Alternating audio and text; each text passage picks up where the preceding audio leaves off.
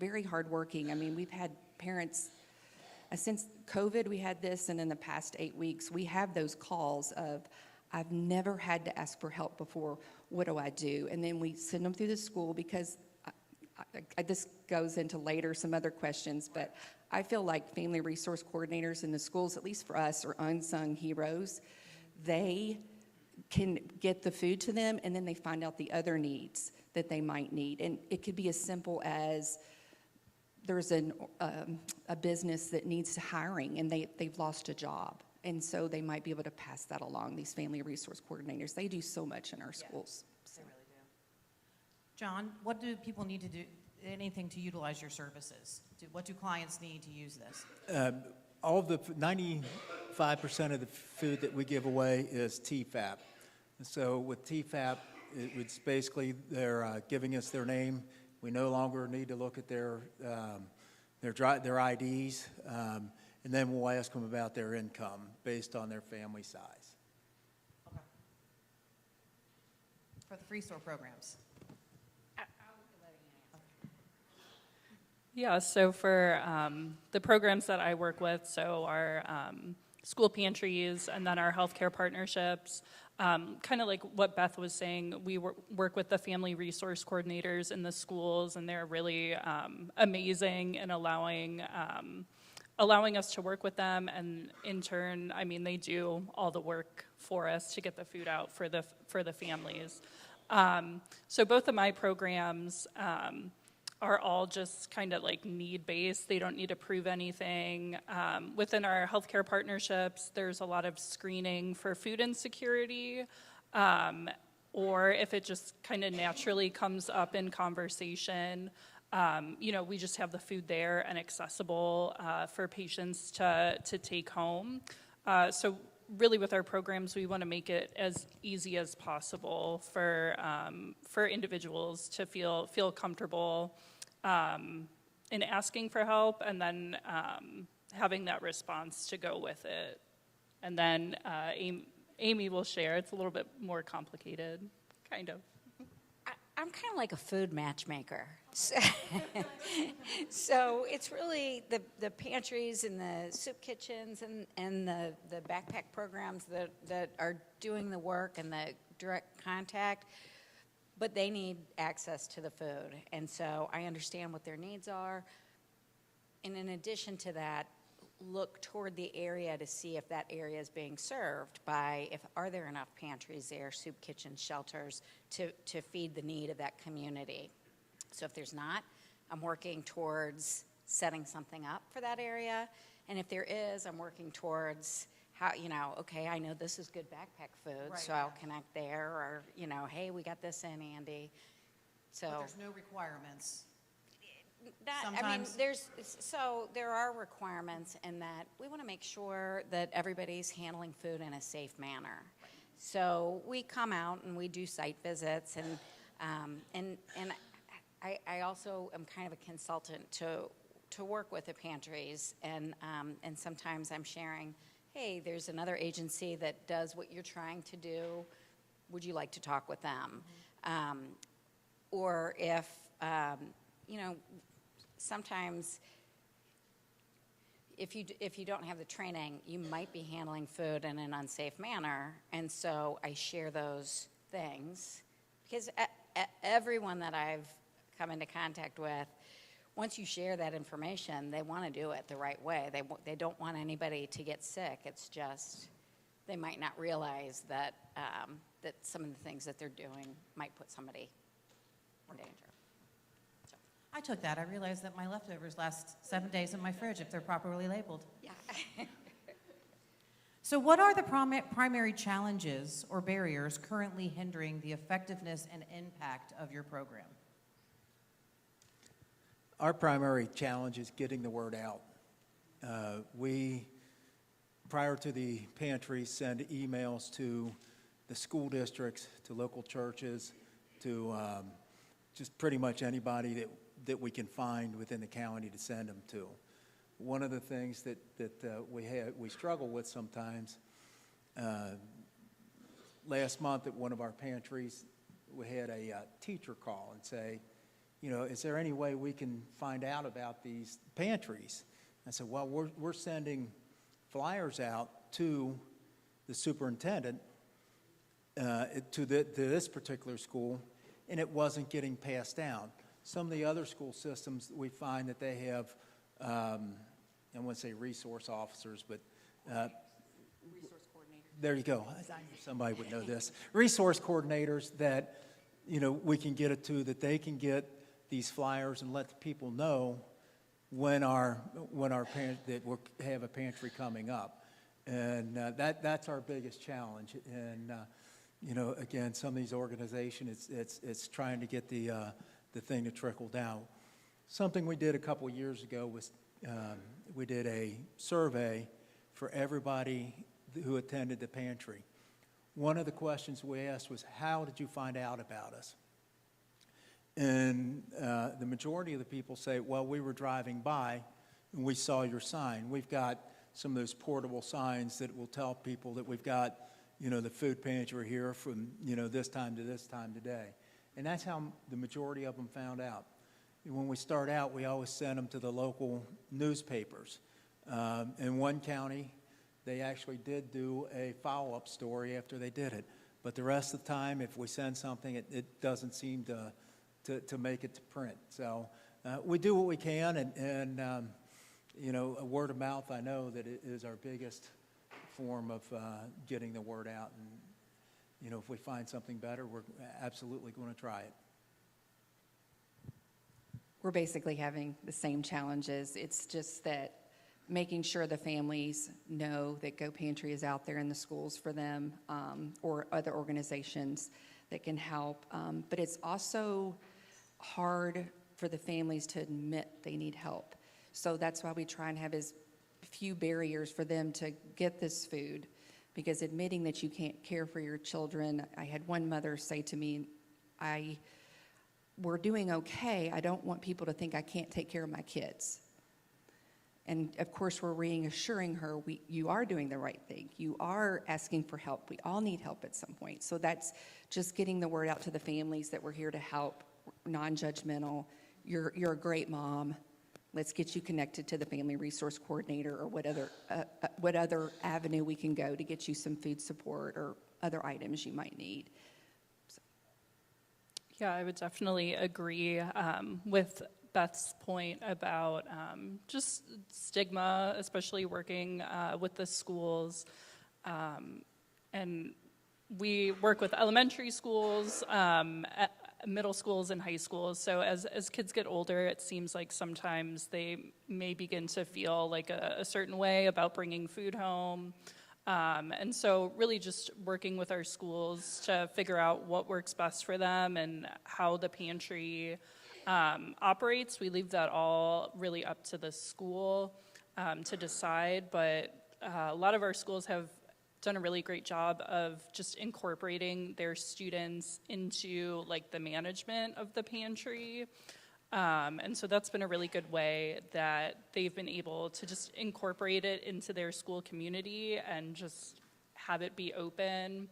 And then with our healthcare partnerships, a really awesome thing that St. Elizabeth, their cancer center in Edgewood, they have a beautiful space. If you're ever around there, it's just on their first floor, and anyone can go in and see it and walk in.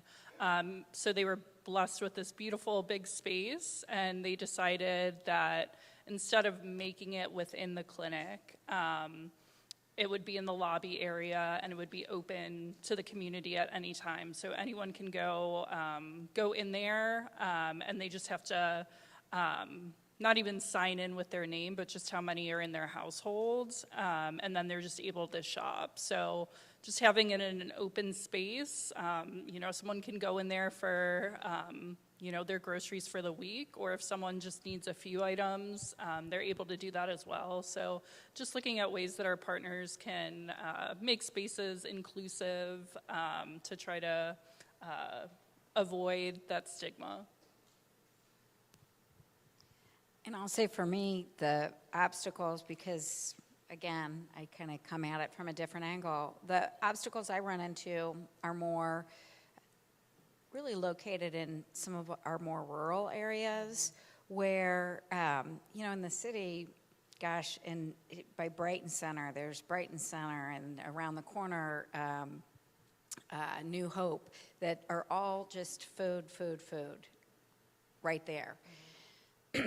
But when you get out to Grant County, there's a few places in Williamstown, but we've got nothing up in Crittenden and Corinth. And so how do you reach out and work with partnerships? And we're coming up with some ideas. That'll be exciting. But how do you get food to that group of people? In one of the counties I work with in Indiana, Switzerland County, there's an extremely poor area of town, and we have a pantry that's in Vivi in the main center, but this pantry they were able to set up in this other poor area because the people living there didn't have the money for the gas to go into VV and get things. And the school also would help and bring stuff to that community. And so now we're trying to do that in Crittenden and Corinth and see how we can, in some of these more rural places, how we can bring the food closer to people, because that is a barrier. It really is, and that's one of the reasons that we got emergency food boxes down at Crittenden and Williamstown and different places like that through the primary care offices. So now every primary care office through St. Elizabeth has emergency food boxes and bags that we can distribute to. They don't have to be a patient. Anyone that comes in and says they need food, we have an emergency food box or bag. All they have to do is walk up to the front desk. And we did that because people in Crittenden were telling us that, their motorized scooter only made it to their doctor's office and back, and they didn't have the opportunity to go anywhere else for food. So we saw the great need in Grant County and Carroll County and Pendleton County, and tried to give a place, because we're not a pantry, we're just for emergencies, but working with the Free Store is the one who provides us that food, and we use Go Pantry a lot and Catholic Charities as resources, but this is just an invaluable thing for us to have in our area. And I want to thank you guys all for doing that, because it's wonderful. So in your view, how can local organizations collaborate more strategically to address the unmet needs and drive some sustainable solutions to some of the problems that we have been seeing? So I'll just try again. The more we have meetings like this, I've been coming to these. I don't come to this one every month, but I would go to the food committee. The longer I'm in this role, the more people I meet, and the more I'm able to work with other agencies to be able to help out. And so, that's where just talking with you to come up with these ideas for Crittenden and how we can serve them, it's from networking and getting to know people. And so many hands make light work, but this helps.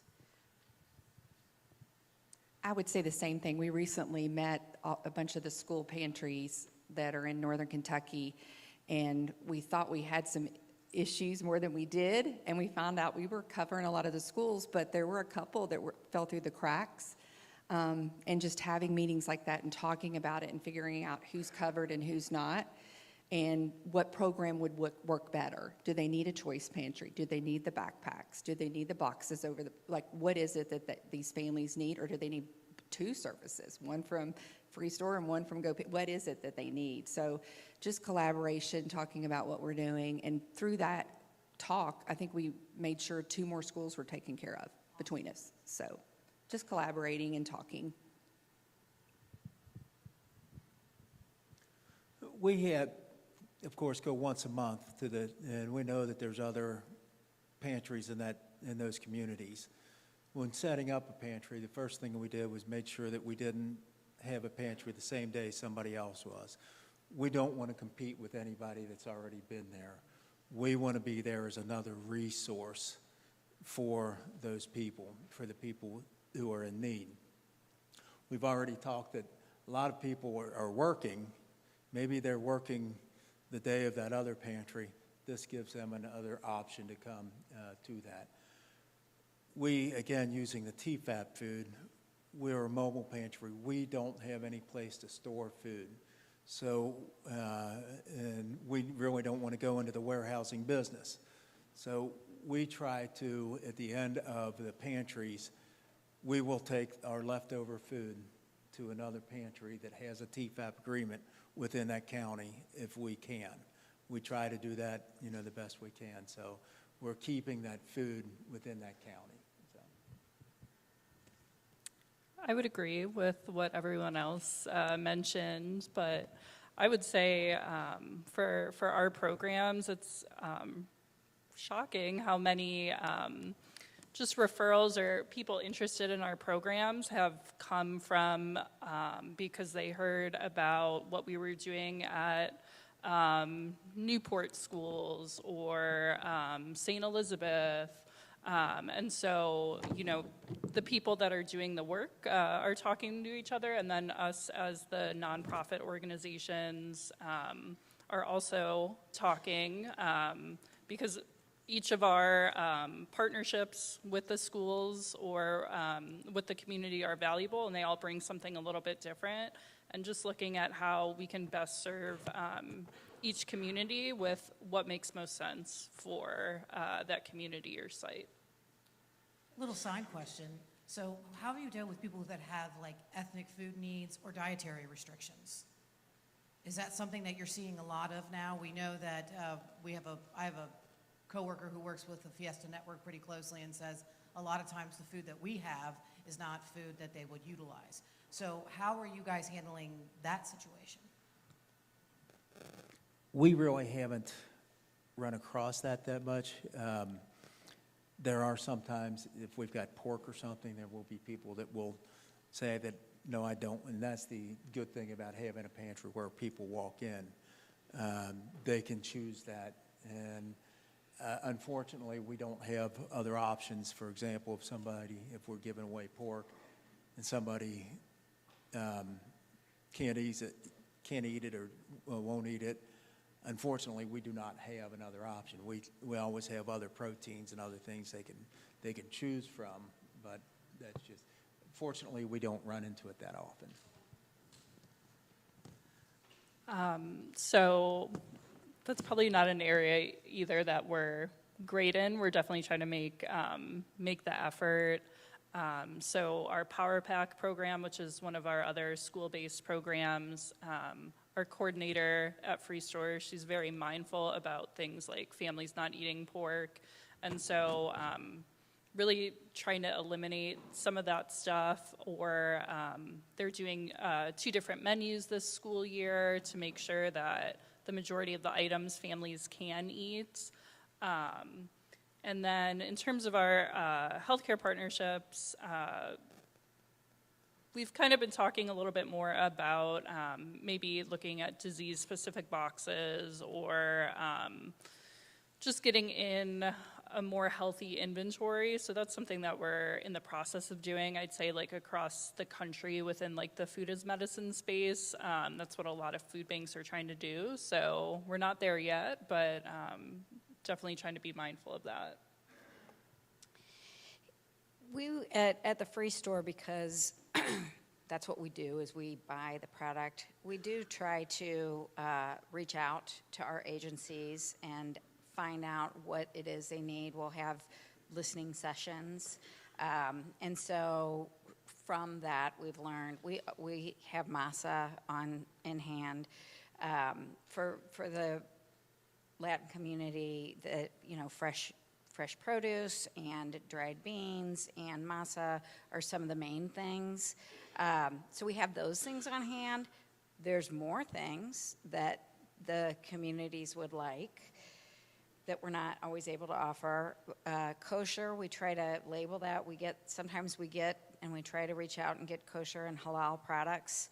But the problem is the way, because of how inventory comes in and we're trying to get the best price for everything, sometimes we'll get green beans that are kosher, and other times they're not kosher, and we don't have a good way of putting that on the system to see, was this one kosher or not? So that's like sitting in the background. How can we get better at that? But we do try to do that and reach out, and if there's a big need that we're hearing, then we look to see if we can have that on hand. And as far as with us with food allergies, with peanut butter and things like that, we try and address that with our bags and try and help the school with that. And as far as the ethnicity, unfortunately, we have to try and do a universal what would work. I even went to Teresa at Fiesta and said, what beans can I put in these boxes that most of the Hispanic community would want? And she said, Beth, honestly, there's 3 different ones that you can't really. She felt, she knew I was trying to help and do where could I cover the most amount of people to make them happy, and just unfortunately we can't. So we just try and have variety in these bags and boxes. So hopefully, and some of the families do trade their food. I mean, and then some of the family resource coordinators might pull out. For instance, they know this family does not like peanut butter. So they'll pull that out and give it to a family that does. So. Excellent, thank you. So can you share a recent positive impact or community success story within your organization or personal life? Because we always love to end these with some good, positive, uplifting stories. So a good, positive story that you can share. I'll do a little plug here, and that is tomorrow we're having a distribution at the Reds Youth Academy of boxes of produce and dry goods and turkeys for everyone who comes while quantities last. And then also in Boone County, and these were both safety net alerts, but in Boone County on Tuesday, the 25th, we're having a turkey distribution. So if you want to let your people know that that is happening, I think that's from 10 till 2, I think. So those are exciting. Yes. Thanks. Yeah, I'll say, Amy mentioned before, we do site visits with our partner agencies, and recently got to go to Gallatin County and then Switzerland County. So it's just always great being back out there in the community with our partners, hearing, one, what the need is, what the impact of our partnership is, and then just, I think that's probably the best part of my job, is getting to learn about all our different partners and all the communities that make up the greater Cincinnati area. I wanted to share 2 stories if I can. So recently we started partnering with what's called Amazon Local Good, where they will deliver the boxes to the school free of charge for us. And one of the schools jumped, and this is a very rural county, jumped from 75 to 150 boxes. And we just asked her why. And she said, well, I can only fit 75 in my horse trailer. Now Amazon's delivering, I can serve more families. And immediately all 150 boxes were gone. So that was a kind of, we're always dealing with transportation. I mean, it helps us tremendously when we can work with partners, especially when it's free. So that has been a big win for us. We can't do that with every school, but obviously with that one, that's one that we need to continue because we're doubling the families in that school district. And then kind of a full circle moment for me personally and Laura, the other co-founder. When we started in 2012, it was 7 families in a life group, and we were helping 7 kids in one school. And one of the families in that group is a teacher. And she sent this to me recently. This was at the beginning of the school year, and we had schools calling we started on a Thursday. On Friday, kids were asking where their bags were that were used to them. And this is one of the little boys in her classroom. She said, I have a little boy in my class who got a go pantry bag each Friday last year. He's been asking days ahead when the bags would start again. And when Friday came, they're in elementary school, so he's very proud of his bag. But he said he proudly showed his bag to everyone. This week, he opened it right in class because he couldn't wait. And she had told him not to, but he still did. When he peeked inside, he quickly pulled the top closed because I had my hand in it. And he jolted, and he said, "Oh," and she said, "Buddy, I'm not going to take anything out of there." And he said, "Well, I just wanted to make sure, I'm not going to take anything out of your bag." He said, "I just wanted to make sure I had enough food to eat for the weekend." He then went on to encourage other kids in his classroom to sign up for the Go Pantry bags and boxes. And she said, "This is such a reminder of why these bags matter so much to the kids," because that was kind of a full circle moment. She was with us at the beginning. She sees it at the classroom. And so it was pretty cool to see that.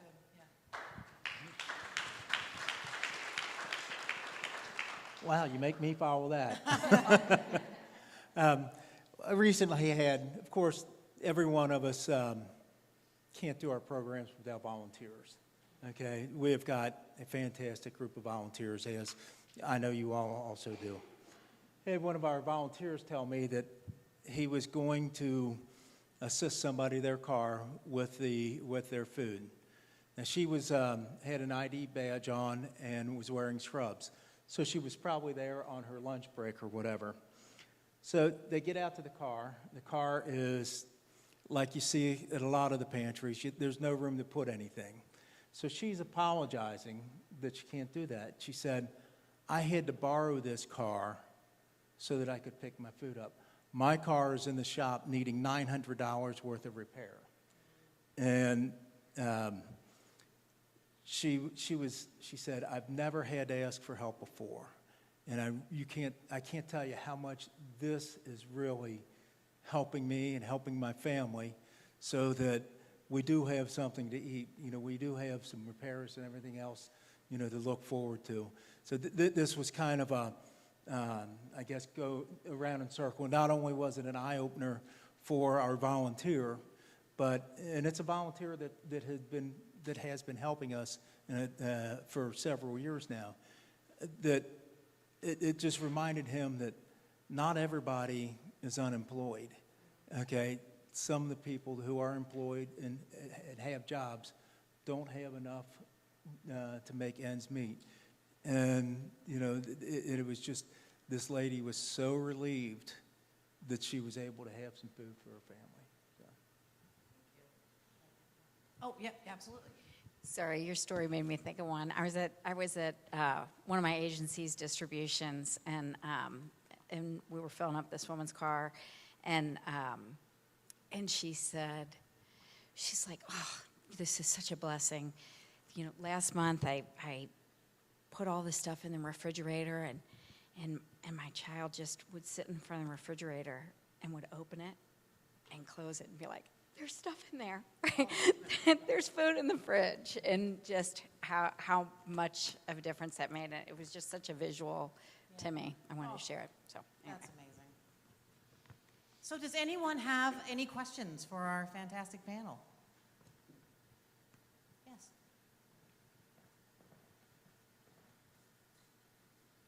Hey, thank you guys for sharing. I was curious to see if you guys were experiencing some of your families that you're supporting wanting food instead, or like meals, prepared meals instead of like food boxes. We are strictly a pantry, so we do not prepare the meals or anything. We do give people recipes when they pick up the food so that they can prepare it themselves. So one of the things that I see a lot out is that there's a lot of people who just have zero idea how to cook. And so a couple of things. One, at our pantry, we have a cooks program, if you're not aware of it, where it's a job training program, 10 weeks, teaches people the skills to become successful in the food service industry. That group also makes some meals, prepared meals for our pantry. But we've worked with the extension office, and they'll come out and do recipes, and before COVID, they would do samples of recipes and things like that, just to try to help people. There's so many people. There was somebody who got a peach, and they didn't know what to do with it because they'd never seen a peach, and they thought they had to cook it. And we're like, no, you can just eat that. But a lot of times, one of the programs that the state of Kentucky does that is a great program, it's called Farm to Food Banks, and they purchase produce from local farmers and then give that to food pantries. But a lot of times that produce can be butternut squash or those patty pan squash that a lot of people have zero idea what to do with. And so when we get that, like John said, because you get some of that produce, yes. And so you really do need some recipes to go with it. And it's nice when you have somebody at the pantry who does love to cook, because then they'll kind of share those stories with people how to do that. So. Any other questions? Yeah. I'm not fast, hang on. Hi, I'm Lori Knuckleman, and I'm with Covington Schools. I am the homeless coordinator and foster care point of contact.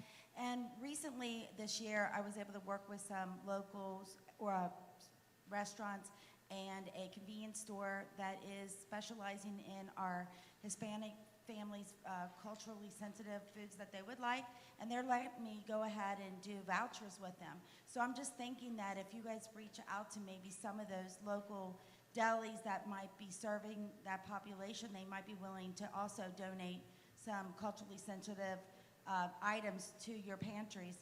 Just because I know a lot of my families that we have a large population of Hispanic families in our district, and the regular pantries were causing us some problems, especially with the SNAP issues going on too. So we had to come up with another method. So I just thought I'd throw that out to you. Thank you. Excellent, excellent. Anyone have any questions? Any? All right.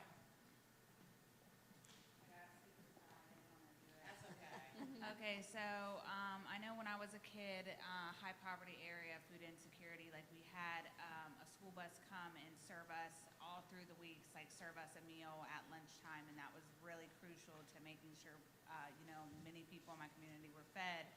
So kind of correlating to that, and also you said you had deliveries to the school for groceries. Have you thought about, or is it even possible to have deliveries to people's houses? Because a Grant County mile is not the same as a Covington mile, if that makes sense. Share a little bit about a program that we have, and unfortunately, we do serve a very broad area, so this program is not able currently to stretch into our rural areas, but we do have a partnership with Amazon, and it's called Free Store Direct. So we take donated and purchased produce that we get in, and then a lot of our referrals are coming from healthcare partners or other social services agencies. So that's one way that we've been able to do home delivery, but we're also limited. It's a free partnership for us. We're limited, though, what the delivery area is. And then we also, some other things that we do with schools and meals. So we have a kids cafe program, so after school and summer hot meals. So our cooks program that Amy spoke about prepares those meals. And then in the summertime, we do what we call rural summer meals in Ohio, because for a long time it was a state-funded program, but just looking at ways that we can get people where they're at, especially in those rural areas. And Amy has something to say. I was just going to say, so that's the Free Store does all those things. But then through partnerships, like Andy at Be Concerned does some mobile pantries at Heartland Point. So we'll go to some low-income housing and have distributions there where there's a lot of families, or like Golden Towers, St. Paul's heads there. So there are pantries that are doing some of that direct distribution, but in the rural areas, it's just harder to find it. It's yeah.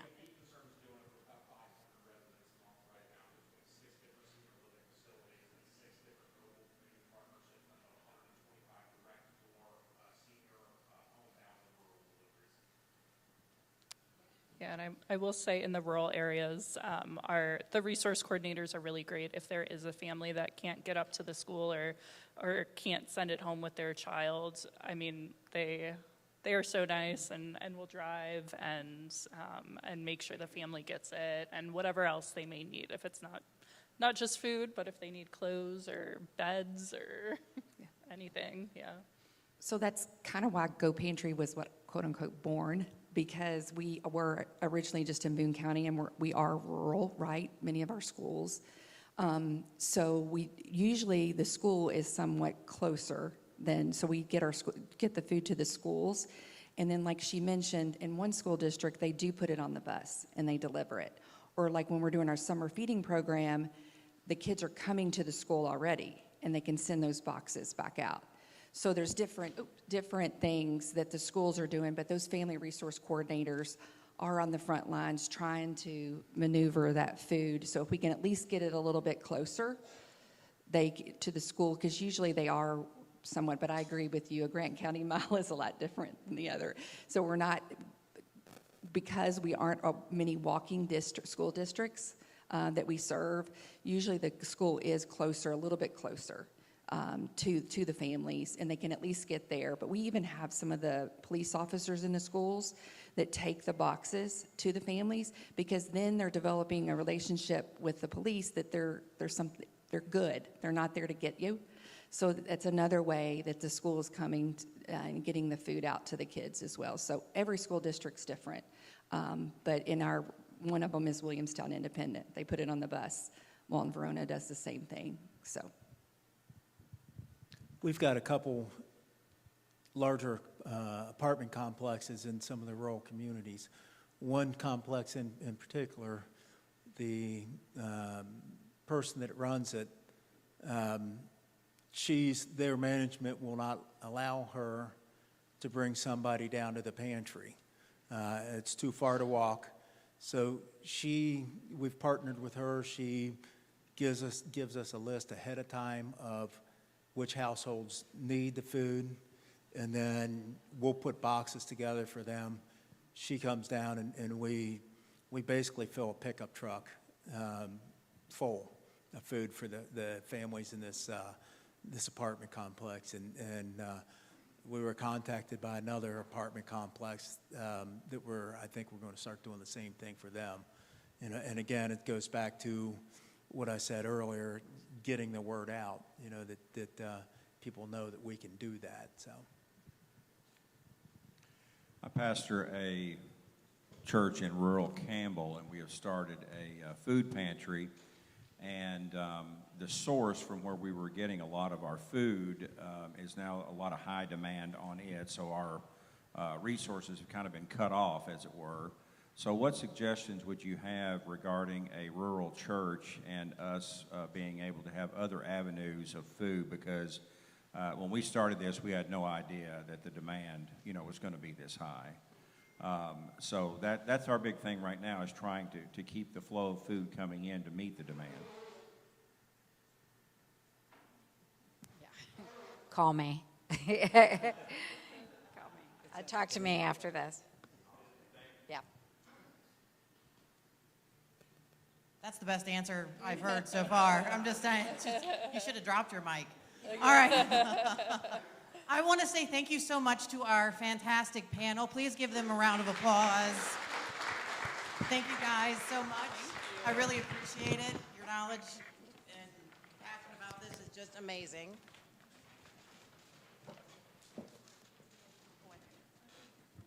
All right, so do we have any announcements? So these are new and updated programs, general news, resource sharing, but no fundraising.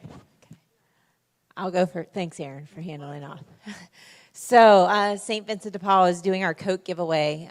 We have 2 this weekend, one at Life Learning Center from 9 to noon, and then one at John G. Carlisle Elementary in Covington from 9 to noon. Thanks to those organizations for hosting us. We appreciate it. If you know someone in need of a coat, send them to one of those 2 distributions and bring an ID for each member of the family who might need a winter coat, hat, gloves. And then if they can't make it this weekend, December 6th is the next one. And so we'll be at Newport Intermediate from 9 to noon and at Cristo Rey Parish in Florence from 9 to noon. And then finally, this isn't fundraising, but we really need volunteers at those events. So it's sheer joy to see a little kid try on a coat and get to pick out a matching hat and gloves to go with that coat. So if you're looking for a worthwhile way to spend your time this weekend or December 6th, we'd welcome the volunteers. Just check out our website to sign up. Thank you. And if we have coats, we can drop them off at any of your locations, right? Great. Thank you, Laura. Be Concerned's got a couple things going on, thanks to a couple donors that came through. So in partnership with Last Mile, on Monday from 9 until we're out, Be Concerned is giving out 300 Thanksgiving holiday boxes, and those include full frozen turkeys for everybody. It is open to anybody that needs one, 9 until we run out at 1100 Pike Street in Covington. One of the other fun things we brought back this holiday season for the first time in a long time is we're going to do photos with Santa for the general public. So if you guys have any families that want an updated family photo, back at Easter, a lot of our families told us they haven't had an updated family photo in a number of years. So we did Easter bunny pictures for like 40 Be Concerned families. We've got like 100 slots for families to call Be Concerned and sign up. Prince of Peace next door to us is actually giving us kind of their gym for the day. So we'll have a real setup. It's not going to be like B grade. You know, it'll be B grade because it's nonprofit, but you know, it won't be like C grade. But if families want to sign up for that, we'll call and give them a slot, and they come to get free pictures. They'll get hats, gloves, and scarves with that as well. And then just in good news, I don't know if you guys saw the press, and it's not fundraising, but Horizon Community Foundation has stepped up for the food providers with the safety net, and as of yesterday, unleashed $135,700 in funding, of which everyone up on the panel is getting funded, of which all of our partners are getting funded, and which my friend with the rural pantry, we need to talk about what we can do over the next 6 weeks. Hopefully there'll be a second draw, but a big thank you for them. They stepped up specifically for the safety net providers, and that's why they picked us and our group to do it, because they knew we'd do it the best. So thank you, guys. Will it be Santa Andy? Andy Claus is retired. He's all about it. There will be a professional volunteer coming for that. But Andy Claus is retired. I'm not bringing my family now. That's all I wanted was Andy Claus. Okay, on December 11th at Kendaboo Baptist Church will be Blue Christmas. So Blue Christmas is a free dinner event for anyone who struggles with the holidays for whatever reason. The holidays are difficult for them. There is music, a remembrance service for those who have lost someone, and just a good time of fellowship for, again, anyone who's struggling for whatever reason. So I'll send out a flyer on Safety Net Alliance for it. So if you would like to come, or if you know of anybody who would like to come, you can make reservations. I'll make an announcement while I walk. We are getting close to opening the Faith Community Clinic. The target is end of first quarter, beginning of second quarter next year. It will be a completely free primary care, urgent care, chronic disease management. It will have a full CLIA lab on site, so when somebody comes to us, they can come and in one appointment, they can get labs drawn, social determinants of health screening with referrals, and prescriptions, and signed up for prescriptions for the complete rest of the year before they leave. So that is free for uninsured people. It'll start as being open 4 days a week, Monday through Thursday, with possibility of expansion. We are hiring a medical director. I can't really start it if I don't have one. So we're hiring a medical director. We'd like an MD or DO. The pay is very competitive. So if you have an MD or DO friend that you think would be passionate about working in this space and excited about the opportunity to start something, please send them my way. I'd love to talk to them. Hi, there will be a safety net alert probably in the next month regarding K count. So that's the point in time count. We are actively looking for volunteers and community partners, agencies that are just willing to help. So basically the point in time count, it happens the last weekend or the last week starting Wednesday, the 25th, I think, January 25th. Oh my gosh, sorry. Basically, individuals that are homeless, it is a time for us to be able to count them. We interview them, all of Kentucky does it. It's throughout HUD, and there are just so many regions in Kentucky, and although Welcome House loves to be a part of all of it, we're just not hitting every city and every region. So if you are an agency that is interested in learning more, you're wanting to be trained, please come and talk to us, and then there will be a safety net alert in the next month. And those counts are really important for funding for our region too, so. It's Grace again with Brighton Center and Building Community Wellbeing. Two things. One, I have a leadership training that I'm putting on tomorrow at the Newport Library from 9:30 until 1. But it is about how we can utilize all sorts of different types of leadership, both as leaders in this space, but also people who do direct service and people who are just concerned community members. So if you have anybody who is interested in that, feel free. It went out, I think, on Monday.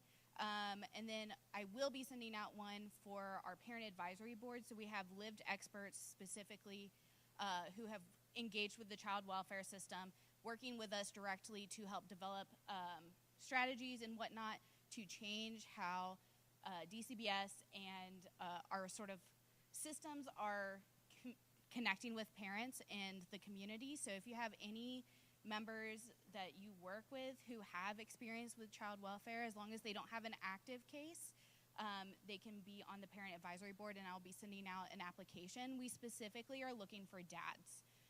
Dads are a huge missed opportunity in this space when we're having conversations about what that looks like.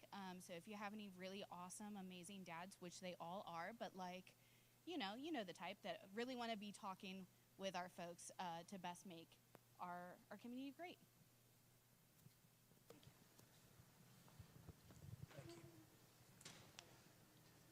Hello, Douglas Beard. I'm with the Brighton Center. I do my work through the Kentucky Career Center. Just want to let everybody know we've been about 5 months without training funds for our participants, and we did get those last week. So we're pretty excited. We actually got more than our planning figures, and we got our money through the rest of the fiscal year, which happened while the government was shut down, so that's really, really weird. But anyway, if you know anybody who wants to be trained to receive a credential in a high-demand industry, so the most popular one is the CDL. Everyone wants to drive a truck. That's the big one. It's a fast program, but it gets people hired right away and good opportunity to make some money. But anything in healthcare, computer science, anything related to business or manufacturing, anything related to transportation logistics, these are high-demand industry sectors that are going to be here for a while. Most of them are recession-proof. We just want to get people trained in those credentials so they can get employed. So Sheila and Oasia are both here. And also, if you can just refer them to them, or if you have somebody who would be interested, every Monday at 11 a.m., unless it's a holiday, every Monday at the Kentucky Career Center in Covington, we do have a WIOA 101 information session. Please send your participants. Awesome. Hi, my name is Nisha. I'm a care coordinator at Life Learning Center, and I just wanted to announce this Thursday we will be having a Thanksgiving dinner at the center from 5 to 7. I put some of the flyers over there on the back table. And also on Saturday, December 6th, we will be doing our photos with Santa. We will have crafts for the kids, stockings. They can stuff their own little stockings, so bring the kids out for that. And these flyers are also on the back table. Thank you. Any other announcements?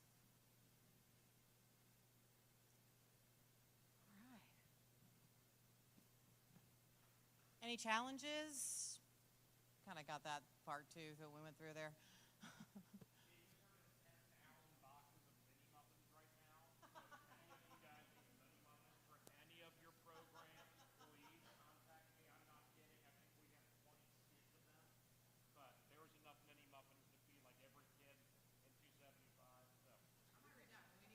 Bags for our food bags. Yeah. Yeah.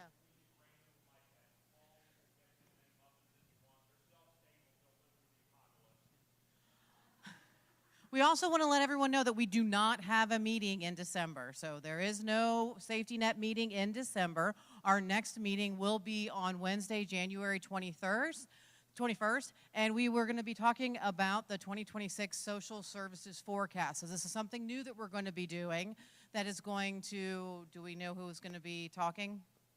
I wish I knew so far. Okay. I do not, but if you have any ideas, let us know. But Yes. the target of it is to look at the landscape. We all know that in this last year, a crap ton changed for all of us, right?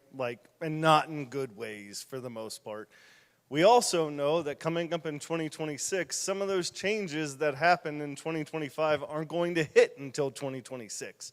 So we'd like to have a speaker come in that is going to share with us what this new world we're living in and what we should be watching for in 2026 so that we as the safety net can be ready for it to work together to try to overcome it so that the impacts on us don't become impacts on the people we serve. Absolutely. So if you know of anyone that you think would be good for that, please reach out to Aaron or myself. So thank you guys so much for coming. I hope you have a great rest of your day. And if you need anything, let us know.